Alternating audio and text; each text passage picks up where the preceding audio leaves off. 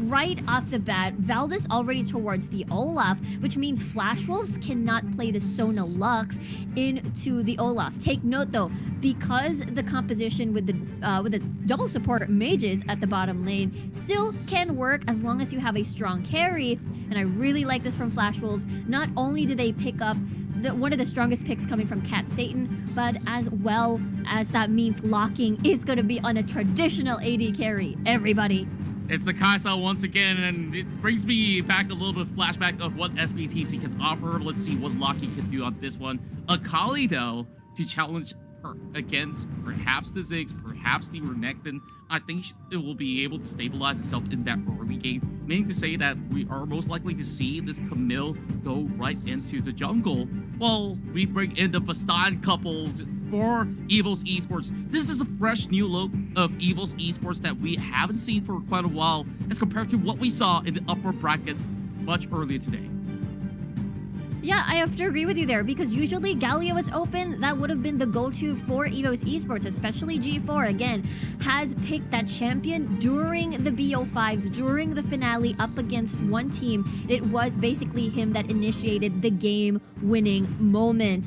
And with that, it seems to me, that means he's just going to chill a little bit in the lane, do a little bit of wave clear help, produce, open up the map, rather, for their side and accelerate the game using the Ziggs. But all in all, it seems to me that the Renekton is going to be a big key here, and as well as the Olaf on Valdez for that early game to help transition with the Xayah and Rakan being such a menace in the team fights later on. Yeah, I also think that, you know, we questioned the performance of Rich a little earlier in the first series. He's going to have to come out really, really big here. He's going to have to come out strong here, especially with that partnership with Cat Satan. And we're going to see exactly how that partnership goes down as they go up against Flash Wolves. This is game number 1. Casters, over to you guys. Thank you much there, Mika. Yes, that's right, myself, Skimmy, and I'm joined here with a bit of a treat in Ono to bring you all the excitement that should be one of the lower bracket bangers, I suppose, for lack of a better term, because these two teams are fighting to keep their tournament dream alive. And I suppose more so than anything, we didn't expect to see EVOS here. Yeah, it's really crazy that we will see both of these teams down in the lower bracket fighting for their tournament lives. It's something which we didn't really expect at all coming to the whole event. Flash Wolves not in the best run of form, but EVOS as well. They've been looking pretty good. They've had on and off moments, but now fighting for their last chance at survival up against Flash Wolves. I gotta say, this is just unexpected to me, Skimmy. Certainly will be. And we do get ourselves that difference in the mid lane. G4 not going to be running it back as that Ari, not this time around. Going to give himself that Ziggs opportunity. And Fipper looked phenomenal earlier in the night as well. The Drax was banned, so Twitch chat, you can keep calm for the meantime. Rich won't be playing that one. But they are going to bust at the Lovers duo, so maybe off to a bit of a flirtatious start here as, ooh, very aggressive Trey. Going to wait out that Grievous Wounds, please. One more tick, but he won't die just yet. Yeah, both of them just gonna pick up the honey fruit and they're gonna be a-okay. But Tipper, I feel like we're seeing a trend with him. Every time he's playing up against anybody at all, they go for the level 1, level 2 heavy trades, and he will force out barrier from Ysera. Good start from him. I think this Akali, I'm happy to see it rise a bit more in prominence as an answer to the Renekton. But Tipper, he's finding good timings. He gets the push advantage. I think he got the level 2 tick from the ward kill, which he found onto Ysera's ward drop as well. So that gave him a really nice trade. On the side of Flash Wolves though, using Lucian's mid prio, they're gonna fight for Scuttle maybe.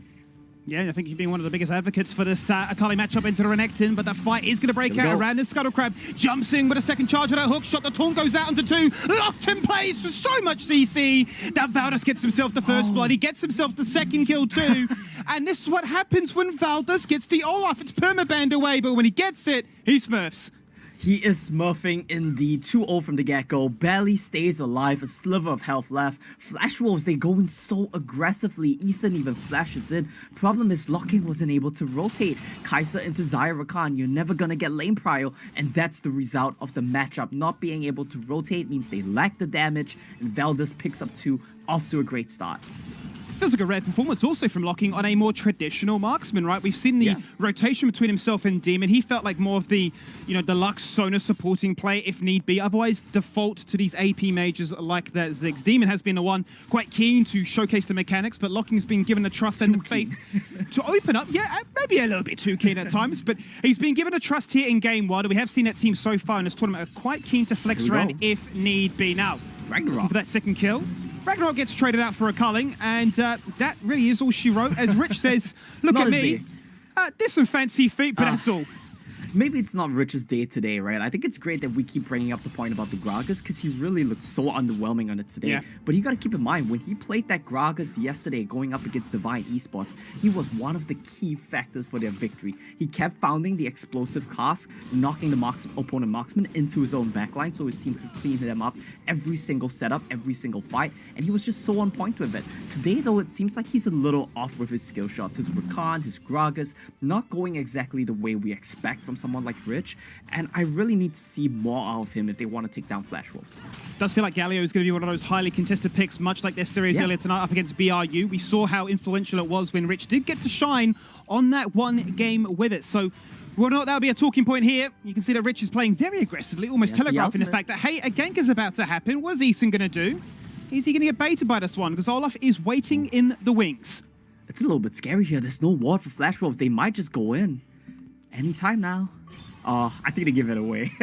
I think they're being far too aggressive, right? Yeah. I mean, I think the problem was Rich uses wait, Rich flash as well. Our spectator didn't quite get that, but Rich used his flash on something. He might have gone in the wrong direction. Maybe that's he why used the that spectator flash didn't for catch sure. it. He saved his faith. You don't need to see that. Yeah, that's fine. I'm quite curious if we could get a replay, because I think he might have fat fingered it, and if he did, that would be such a bad sign here for EVOS. Keep in mind, they played earlier today in the first match of the day. It was so hard fought going up against BRU. You kind of have to wonder, are they a little bit spent here? Sure. I mean, there are long days. Certainly have been some long days here in the Sea Champs, and you know, at this caliber of play, you can't afford to really miss a beat. So having an off day, you don't want to say it's unacceptable, but it can be game-changing and game-breaking in the fact that you find yourself in an uncharactered position like this. Now, objectives are going to be traded out, so Flash Wolves are going to go for the very first dragon, a Cloud Drake at that. The opposition in EVOS pick up their Herald, instant summon. They're going to race. We might just have a bit of a trade here to try and siege about. Oh, Fip is in so much trouble. 1v4, you can't do much about that one. So much pain, so much punishment, and no trade onto a tanking Galio. But that's going to be a faster turret ticket. They might go for 2 here on the side of EVOS. Veldus is going to do a lot of damage. Ketatan's going to do a lot. And Herald's to full health. It seems like they don't want it. They're just going to be happy with a second bang. And that's just going to be a 1-for-1 trade. But the kill does go in favor of Flash Wolves because Tipper, he tried to overstay. There's no running away from a Camille Galio combo. And that's exactly the price he had to pay. That is the difference, really, isn't it? The fact that they get one extra headbutt charge with that Herald compared to Fipper then falling down in the end. So what you are seeing is a minute gold lead favoring EVOS so far, but just based on the sort of the impact that both those objectives can have. I mean, I think the main thing we need to look out for right now is how the tempo of the game develops in the next couple of minutes. So far, it's still pretty handshaky. Herald has been used, and I'm not a big fan of using the Herald outside of mid lane, especially when you're playing comps that can wave clear so well. You see Lucian, he's able to use the culling, he's able to use the piercing light to just clear waves, and we don't need to mention Ziggs is the king of wave clear in the meta right now. So when both of these teams can't really break mid turret, I feel like you should be a bit more conservative with how you use the Rift Herald. It's such an important resource that you can use to open up the map. This time though, Tipper, he's gonna respect it a little bit more. Yeah, a little bit more respect this time shown around, but it is Flash Wolves abusing the fact that, hey, you want to siege with the Ziggs, well, we can siege pretty well ourselves. In fact, we can actually dive you, so you really do have to be quite careful of what both comps have to offer in this game. But I'm quite curious to sort of see what tempo we do sit in this matchup, if it will be the sort of the safe standard Flash Wolves gameplay. Skippy, did you just see that? Locking just flashed on the spot. It's been a long day for these guys, I guess. Like, it's a pretty late night. They're just flashing on the spot. Rich did that earlier. Locking is doing it right now. Oh, Good okay, stuff. Observer. Hits him with the zoom in and zoom out, saying, it's okay, mate. People make mistakes from time to time. So maybe bot lane, maybe the most exhausted of them all, burning flashes for free. Speculation, of course. That's right. Game 1, though. I suppose they're going to be pretty grateful. It's not a best of 5. Yeah, it's going to help a lot in terms of their mental endurance. They're not going to need to, you know, play the long game. Keep in mind, Flash Wolves, they might not have played earlier today, but they played the last game yesterday, and we know how long that series stretched on for as well. So we got to consider a lot of things on these teams' minds. Tipper gets caught. Fipper in trouble, looking to try and do whatever he can in this 1v4 situation, buying a little bit more time as Fipper is gonna fall on down. He's actually better out Valdis as well, who gets hit by the fadeaway with the Acafian Rain. 4 members strong, the Flash Wolves hunting as a pack, taking turrets, taking kills, and just taking the map. Yeah, the big problem there is that Rich was not available. He was in the bot lane guarding Katsatan against Ysera. Him not being there means a 4-on-2 dive is something you take every single time. There's no way they can outplay that. And we saw Flash Wolves, they went for it. Clean execution. Nothing you can really do against Camille Galio. Olaf runs in with Ragnarok, but that's not going to save you against the damage of 4 people hitting you. And things are just looking a little bit off, off sync for EVOS. They don't seem to be on the same page right now in terms of their gang setups, in terms of saving teammates on dives, in terms of hitting skill shots. Well, they are going to try and make a knock-up happen. Is the grand entrance, and there was no Inferno Bomb to follow things up with, so the one-shot isn't there, maybe because the target was the Galio, probably not the ideal priority to fight for, so that makes a little bit of sense. But 20 seconds, and that second Dragon of the game. Let's see if EVOS can wrestle some control this time. Yeah, they're gonna really need to. They need to get in and get the control first. But the problem right now is that Tipper has to reset, catch this top lane wave, and that means that Ysera, he's gonna get the inside track. He's gonna get here first, and he's gonna be able to find, I hope, a pretty nice angle for Flash Wolves to get a flank down onto EVOS, and that can be huge. If Akali gets on top of Ziggs, he cannot do anything. Both Baron Lane is trying to rotate, and Dragons get started. Much to your point, though, Omo, you are highlighting them correctly that they are able to play their way. Rich going to flash on in with a quickness. It's a two-man charm, locks them in place. The Dragon doesn't even matter. Let's go away here for Flash. Falls to Hexagon and does lock in place the key target, but it's not enough as Olaf falls on down. Killing spree now for Bruce. Pops a barrier, but pops a kill as your blood vessels are bursting because you're tilted by the way this game is going. 9 minutes in, soon to be a 5k gold lead, and Flash Wolves are having the time of their life. Skimmy, you know me pretty well, but I think I've reached a new Zen state as the days have progressed, and this is just quite amusing to me. I'm not sure what that execution is from EVOS. I have to speculate that they must be exhausted because this is not the team fighting that we saw from EVOS going up against BRU earlier today.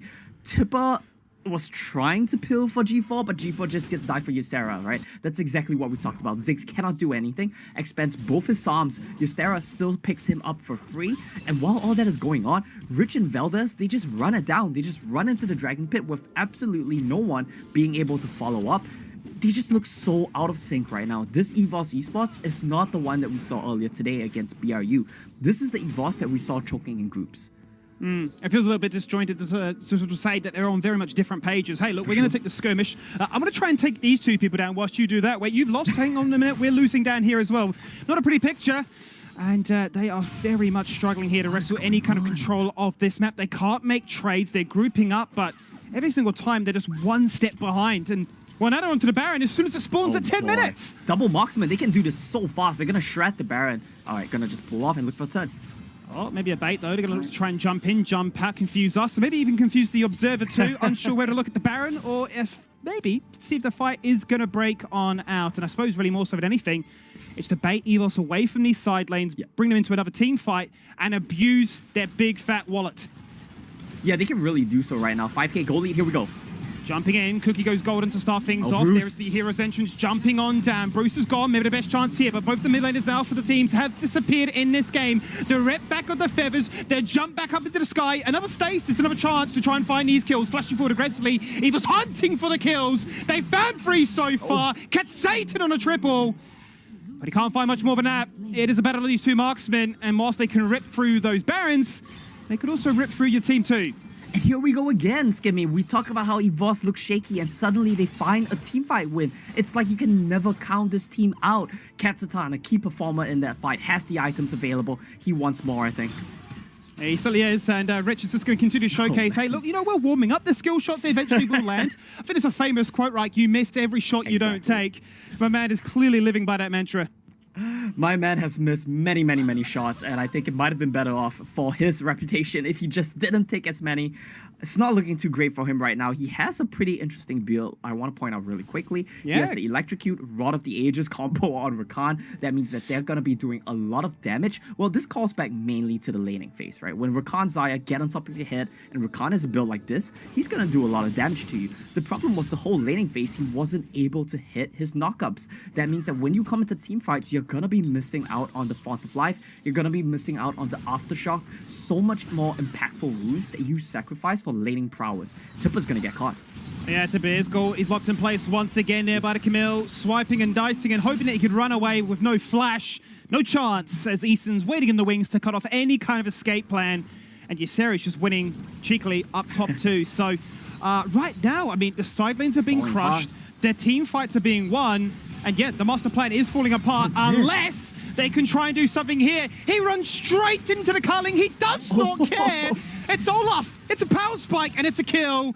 And they're going to try and run down Cookie as well, and he's trying to be fancy with his feet, but not fancy enough. Perhaps they've overstayed.